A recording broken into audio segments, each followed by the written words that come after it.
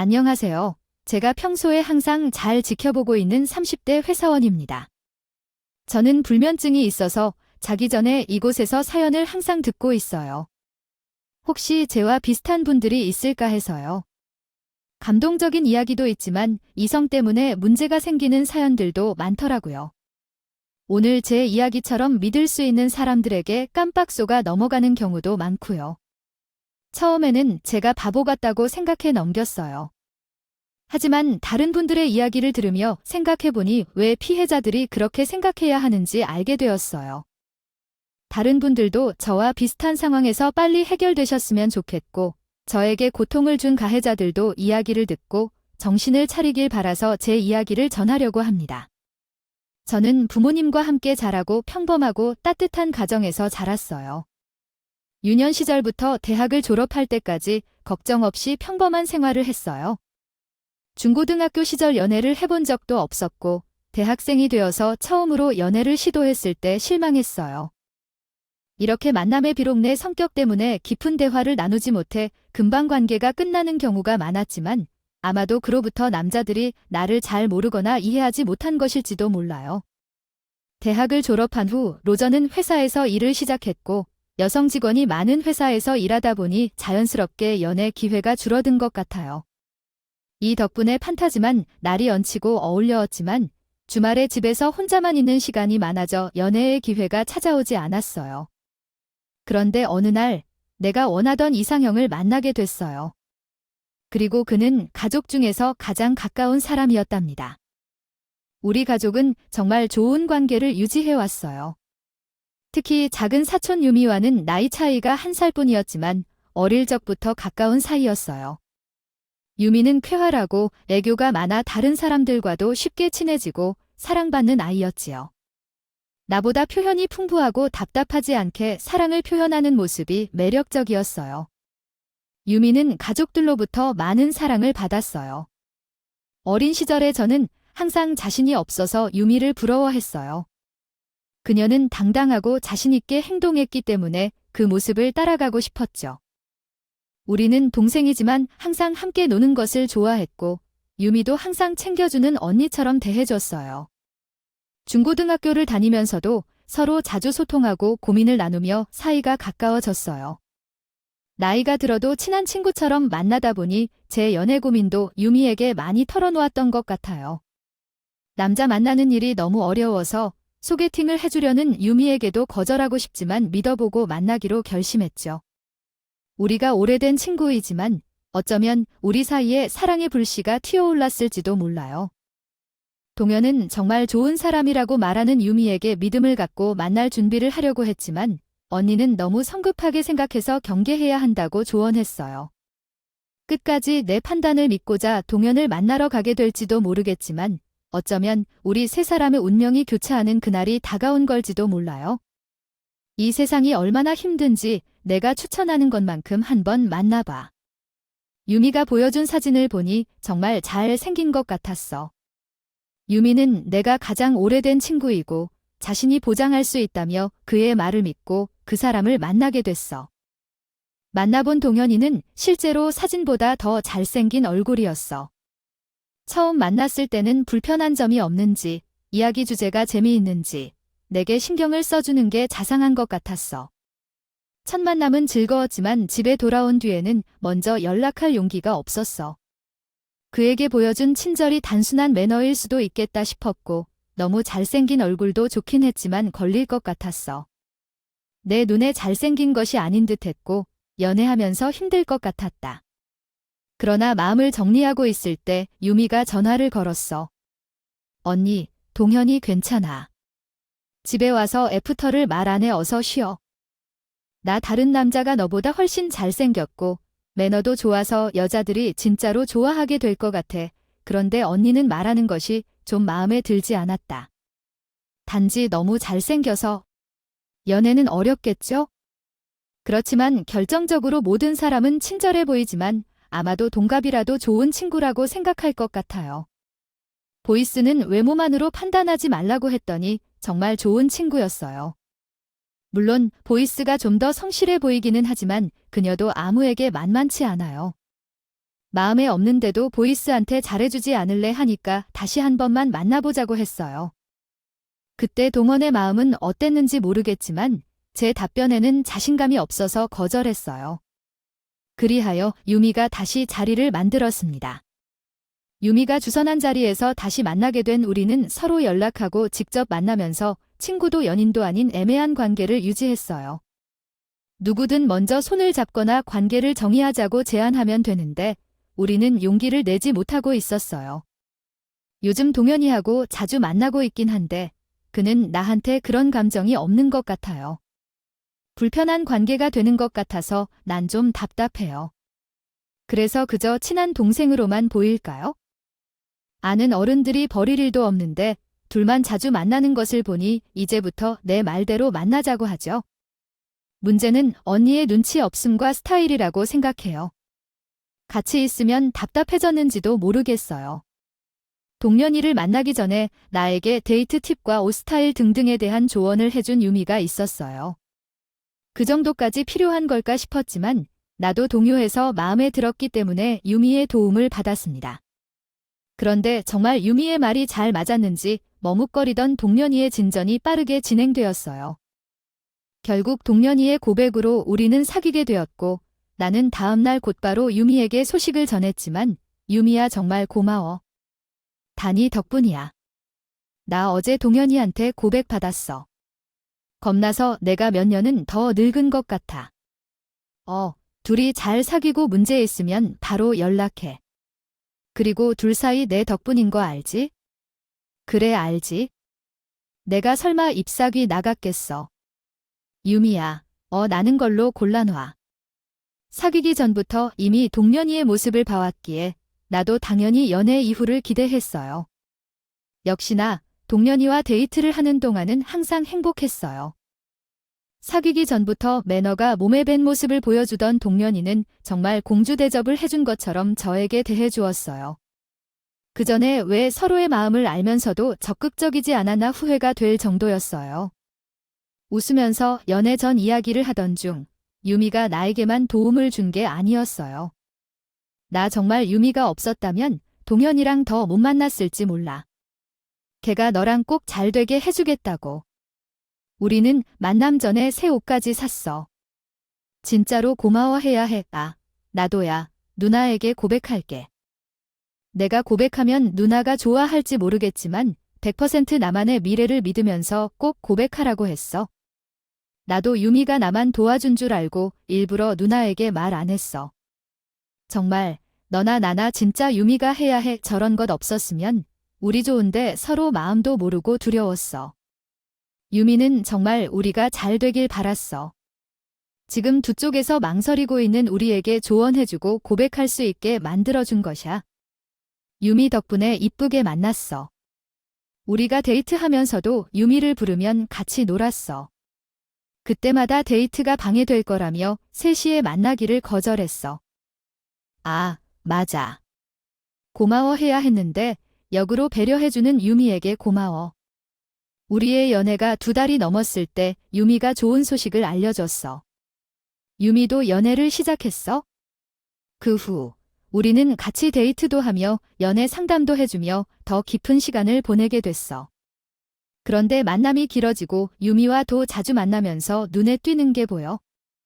유미와 동현이가 초등학교 시절부터 친구로 자랐는데 그래서 시내에 너무 친해. 이제는 다 크고 성인인데 둘의 모습이 격이 없는데도 따뜻해. 어려서부터 함께 자랐기에 둘이만 있을 때 보는 게 참 멋있어. 셋이 만나는 날 나는 옆에 있었지만 불구하고 그들의 행동에 정말 격이 없었어. 야, 김동현, 연니한테 잘해주고 있어? 혹시 내 연니한테 잘못했거나 한 거라도 있으면 정말 죽을 거야? 야마, 까불지 말고 내가 너 앞에서 얼마나 로맨틱한지 알아? 너 없이면 하루 종일 언니 품에 안겨 있을 수 있어? 이젠 다 컸어. 애인하고 스킨십도 하고 싶은데 우리 동현이 얼마나 컸길래 한번 보여주나. 서로 오랜 친구라서 서로 성십 생각하지 않고 장난을 쳤어. 유미가 옷 벗으려는 모습도 농땜을 하는 동현이도 그건 장난이라 생각했어. 그러나 가끔씩 내가 자리를 비우고 돌아오면 둘이 어깨동무를 하거나 서로 얼굴을 바라보거나 너무 가까운 스킨십을 하고 있어 좀 당황스러웠어.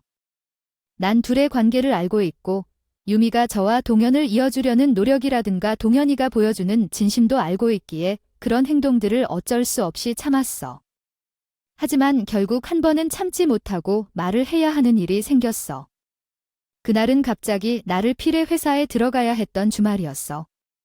주말이라면 당연히 동현과의 데이트 약속이 있는 날인데 갑작스럽게 나와버린 일로 동현이에게 분하겠지.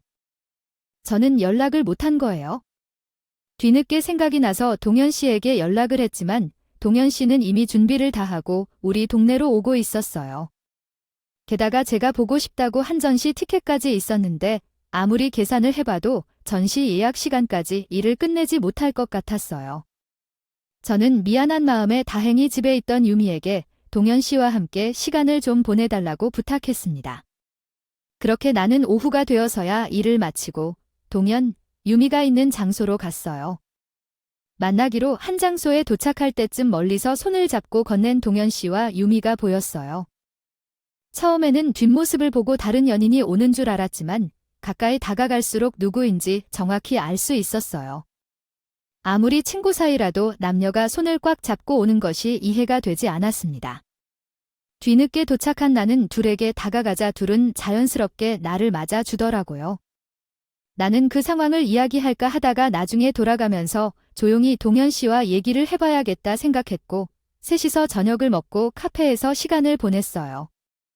아무리 친구라지만 손을 깍지로 잡고 있는 것을 목격한 나는 마음 편히 그 시간을 즐길 수 있었을까요? 같이 있는 시간 동안 둘이 무슨 사이인지 얘기하는 게 맞는지, 언제 이야기해야 하는지 별의별 생각을 다 해봤는데 나는 그 자리를 즐기지도 못하고 있었어요. 그렇게 불편한 시간들을 견뎌내다가 유미와 작별 인사를 하고 헤어진 뒤 동현이가 저를 바래다 주는 길에 물어봤습니다. 동현, 사실 저는 아까 만나는 장소에서 너희 둘이 걸어오는 걸 보았어요. 오늘은 먼저 도착했는데 연락을 주지 않았죠. 사실 이전부터 너희 둘을 좀 걱정했어요. 너희 둘은 너무 친하게 지내다 보니까 단순히 스킨십으로 여기고 있었는데 아까는 손에 껴서 걸어오시더라고요. 그걸 보고 조금 놀라서 은근히 숨어 있었다가 다시 돌아왔어요. 미안해요. 근데 우리는 정말 친구 사이예요. 너희가 얼마나 오래 친한지 나도 알고 있어요. 하지만 이제 우리는 성인이고 내가 옆에 있는 상황에서는 조금 조심해 주었으면 좋겠어요. 어쩌면 나도 조금 질투도 느낄 수 있고 섭섭할 수도 있어요. 어쨌든 큰 남녀라서 알아둬요. 누나가 좀 잘못했어요. 이번에는 유미한테도 사과할 거예요. 동현이를 믿는다고는 했지만 남녀 사이에 우정이 있을 수 있을까 걱정이 되었어요.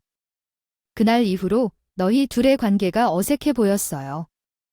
동현이가 알아서 잘 처리할 거라는 생각하고 있었는데 둘이 꼭 나를 사이에 두고 일부러 그러더라고요. 조심스럽게 어색한 행동을 하는 것 같아서 나 자신도 더 불편해진 것 같아요. 거기에 신경 쓰이는 것은 두 사람인 유미와 동현인데 둘은 서로 연락도 하지 않고 의도적으로 피하는 모습이 보였어요. 그때 실수를 한 걸까 싶었고 더 부드럽게 대화해야 했나 싶었고 정말로 친구로 지내던 두 사람을 어색하게 만들었구나 싶었어요. 그래서 함께 있는 자리를 더 만들고 어색함을 해소하려고 노력했습니다. 하지만 결국 이 둘 사이에서 계속 남아있는 어색함에 의해 결국 저가 이 상황을 오해했다고 인정하고 앞으로 더 이상 어색한 모습을 보이지 않기로 약속하고 나서야 이전처럼 지낼 수 있었어요. 물론 이전보다는 더 주의 깊게 생각하는 모습이 보였고 정신없이 데이트를 하다 보니 벌써 동현이랑 3년을 만났어요. 친척들과 가까이 지내다 보니 이미 유미 때문에 동현이와 만나는 것도 부모님께서 알고 계셨던 것 같아요. 부모님들은 하루라도 빨리 저를 시집 보내고 싶어 하셨고 은규 친구의 동영이를 소개해주겠냐는 말을 하셨어요. 또한 동현의 부모님들도 연애가 길어지고 아들의 결혼을 바라는 듯한 눈치를 보이셨어요. 우리도 나이가 있고 양쪽 부모님들이 눈치를 살펴보기 시작했어요. 사실 동현이랑 지금 함께 있는 게 좋지만 결혼해야 할지 고민이 들었어요. 그래서 유미를 불러내고 내 고민에 대해 이야기했어요. 최근 고민이 많았어요. 아버지와 어머니는 계속해서 동현을 만나자고 말씀하시는데 계속해서 실습 이야기를 하면서 날 보고 다 컸다면서 이제는 손주를 만나야 하지 않느냐고 하더라고요. 자세히는 모르지만 동현의 부모님도 결혼 얘기를 꺼내는 것 같아요. 나도 동현이를 좋아하긴 하지만 결혼하려니까 무서운 점이 있다. 맞아, 언니의 결혼은 한 번뿐이니까. 동현은 좋은 남자친구일지 모르겠지만 남편으로서는 어떨지 모르겠어요. 연애와 결혼은 얼마나 다를까요? 내 생각에는 좀 더 지켜보고 더 만나는 것도 좋을 것 같아요.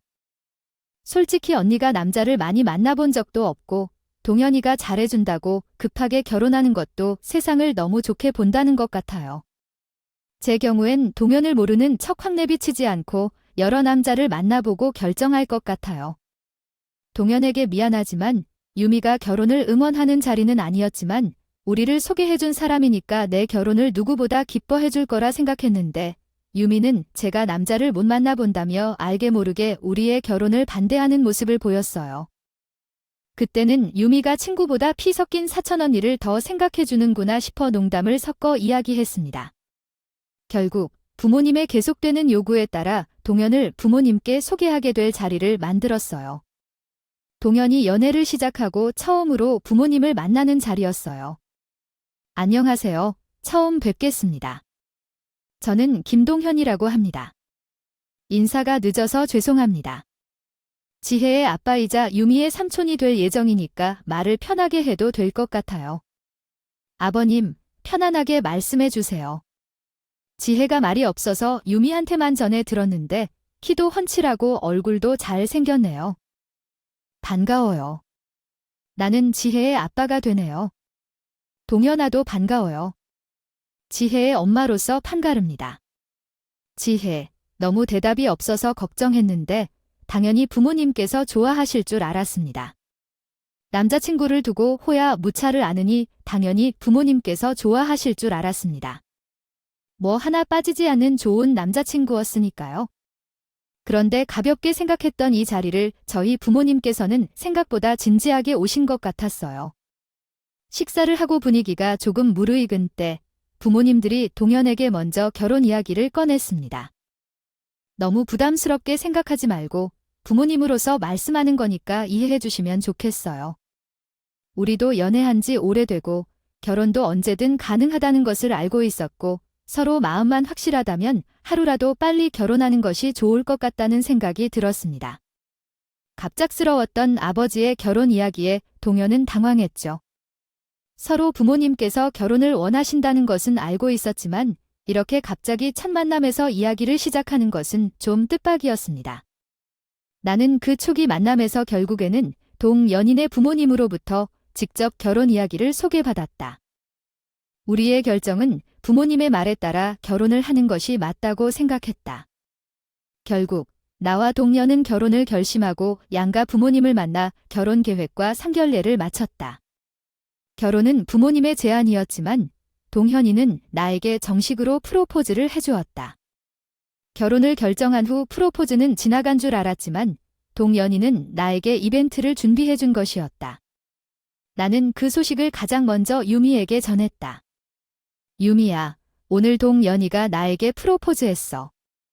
부모님도 결혼한다고 해서 프로포즈를 받을 수 없을 거라 생각했는데 역시 동연이가 나의 마음을 아는구나. 너무 감동적이었어. 유미는 나에게 축하의 말을 전했고 결혼식 때는 혼주라도 꼭 해주겠다고 말했다. 그때 유미는 평소보다 무덤덤한 목소리였다. 나는 기뻐서 억지로 전화를 한 건 아닌지 생각했지만 그때는 상관없었다. 저는 결혼 프로포즈를 받고 일주일 정도 지난 후 유미가 남자친구와 결혼 약속을 한다며 저와 동현에게 알려왔습니다. 우리는 비슷한 시기에 결혼 준비를 시작하게 되었고 서로 도움을 주고 의지하기로 했습니다. 처음에는 결혼 준비가 어렵고 걱정스러울 것이라 생각했지만 오히려 기대가 더 크게 다가왔습니다. 함께 물건을 보러 다니고 정보를 공유하며 결혼을 준비했습니다. 그러나 결혼 준비 과정에서 섭섭한 일이 자주 생기게 되었어요. 웨딩드레스를 고를 때부터 시작되었죠. 다른 사람들은 이 헤어스타일이 너에게 잘 어울릴 것 같은데 이 드레스가 너한테 더 잘 어울릴 것 같아. 이런 식으로 얘기했어요. 그리고 유미는 결혼 드레스를 추천하는데 그 드레스는 제게 전혀 어울리지 않는 것 같았어요. 결국 드레스를 입는 사람도 다른 옷을 추천하며 조용하게 얘기했습니다. 신부님은 물론 신부님의 선택이지만 제가 봤을 때도 방금 드레스가 제일 잘 어울리세요. 저도 이렇게 말하면 안 될지 모르지만 처음 것은 너무 안 어울려서 말씀드리는 거예요. 동현이와 유미를 제외하면 제 생각이나 다른 분들 모두 어울린다는 드레스를 극구 반대하니 어쩔 수 없었어요. 하지만 제가 5번 뽀뽀는 눈이 워낙 꽝이라도 유미가 스타일에 대해서는 저보다 훨씬 앞서가고 잘 알기에 결국 유미의 말을 따르기로 했어요. 그런데 이상한 일이 벌어졌어요. 가전제품을 고를 때도 있었어요. 우리가 가전을 고를 때라는 얘기에 유미도 따라가겠다며 저희 셋이 같이 매장을 둘러보러 갔어요. 첫 신혼 가전 제품이므로 매장에 가기 전에 마음에 드는 제품들을 고르기도 했고 미리 제품에 대해 공부를 해왔어요. 실제 제품을 보면서 직원님에게 안내를 받고 있던 중에 회사에서 연락이 와서 급히 들어가게 되었어요. 이미 동현이에게도 제가 눈여겨보고 있는 제품들을 말했기 때문에 가격과 용량을 비교하면 될 것이라고 생각하고 동현이에게 맡기고 회사로 향했어요. 회사 일을 끝내고 다시 동현이와 유미를 만났어요. 그래서 제품은 다 계약했었는데 확실히 인터넷보다는 가격이 저렴해요. 그래도 거의 다 한 곳에서 구매하니까 인터넷보다는 저렴한 것 같아요. 가격도 자리에서 한 번 더 비교해봤어요. 다행히도 다 잘 맞췄죠. 인터넷에서 품절된 것도 있다더라고. 아, 누나가 고른 거 말고 다른 걸로 선택했어. 왜 나한테 인테리어랑 맞춰서 미리 해 놓았다고 했잖아. 언니 내가 알아봤더니 그 제품들이 색상이나 디자인이 언니 신혼집이랑 영 인테리어랑 안 맞아서 조금 더 세심하게 선택해봤어. 아니, 그래도 유미야. 나 일부러 가전제품이랑 인테리어랑 색상을 맞추려고 고른 건데 그래서 고른 게 뭐야? 이거야. 이게 훨씬 이쁘잖아. 언니도 내 취향을 알잖아. 봐봐. 가격도 언니가 사려고 했던 제품들보다 훨씬 저렴해. 이미 계약금까지 넣어온 가전제품을 보니 내가 생각했던 제품은 하나도 없었어. 사실 유미 말처럼 신혼집에 어울리는지도 잘 모르겠고 그래도 제가 모르는 제품에 대한 문제까지 미리 챙기고 예산을 엄수해준 유미에게 고마움과 아쉬움을 감추며 매번 준비할 때마다 옆에서 내가 아무것도 몰랐던 것을 도와준 유미에게 고마웠고 바쁜 와중에도 동현이와 연락하며 귀찮은 결혼 준비를 도와주는 유미를 보며 정말 좋은 동생이라 생각했고 유미가 그때는 고마웠다. 그래서 결혼 전에 유미에게는 나와 동현이를 이어주는 선물로 명품 가방을 선물했어. 선물을 받고 기뻐하는 유미를 보며 나도 기뻐했고 결혼 후에도 나와 동현이에게 든든한 조력자가 되어줄 유미에게 고마웠다. 저와 동현은 결혼 전부터 신혼집에서 함께 생활하기로 계획했습니다. 동현은 먼 곳에서 자취를 하고 있었기 때문에 계약이 끝나기 전에 신혼집으로 이사하게 되었습니다. 양가와의 합의를 얻은 뒤 동현이가 먼저 이사를 마치고 인테리어를 마친 후 저도 들어가기로 했습니다. 이사 준비를 돕겠다고 제안했지만 동현은 친구들과 마지막 총각의 날을 보내고 싶다며 사양했습니다. 그 뒤 동현이가 짐을 가득 메고 와서 방 안이 꽤 혼잡해 보였습니다. 동현의 친구들이 저희 집에 끼어들어 오는 것이 조금 곤란하기도 했지만 차 안에도 아직 짐이 많이 남아있어 제가 도와주겠다고 제안했습니다. 그리고 함께 짐을 옮기고 늦은 식사를 했습니다. 이렇게 함께 짐을 풀면서 재미있는 경험도 있었지만 아직 입을 수 있는 옷도 버리는 등의 결정도 내렸습니다. 입을 수 있습니다. 또는 걸레를 사용할 수 있습니다. 그는 자기도 억지로 한 것 같습니다. 그래서 옷들을 다 정리했고 그러나 어찌 이 옷들을 다 정리한 후 박스에 남은 내용물을 확인하러 열어보았습니다. 그곳에서 여자의 화장품이 나오는 것을 발견하게 되었어요. 평소에 로션도 안 챙겨 바르는 동현이에게는 화장품이 필요 없는데 저는 뭔가 수상한 생각이 들었습니다. 이게 뭐야? 웬 여자 화장품이 이렇게 많아? 이거 엄마 거야? 엄마가 다 보러 오시면 우리 집에 잠시 머물다 내려가시니까 이리죠. 엄마한테 택배를 보내야겠다.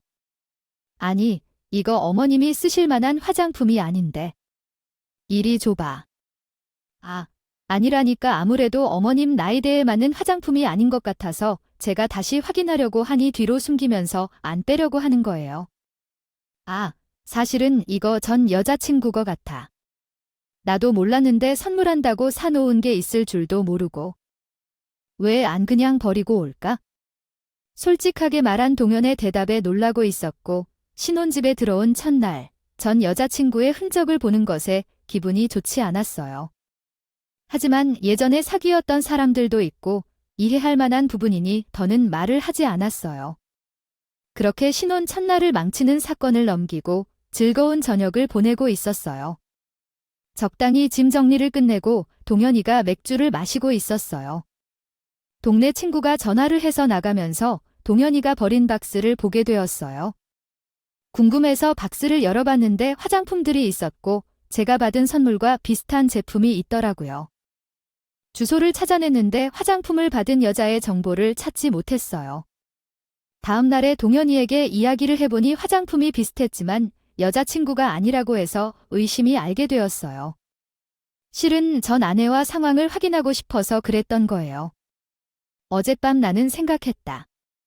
주소를 찾아갈까 싶어서 사진을 찍었어요. 어머니의 물건을 시큰 친구 동현이의 말과는 다르게 도착한 곳은 원룸 건물이었습니다.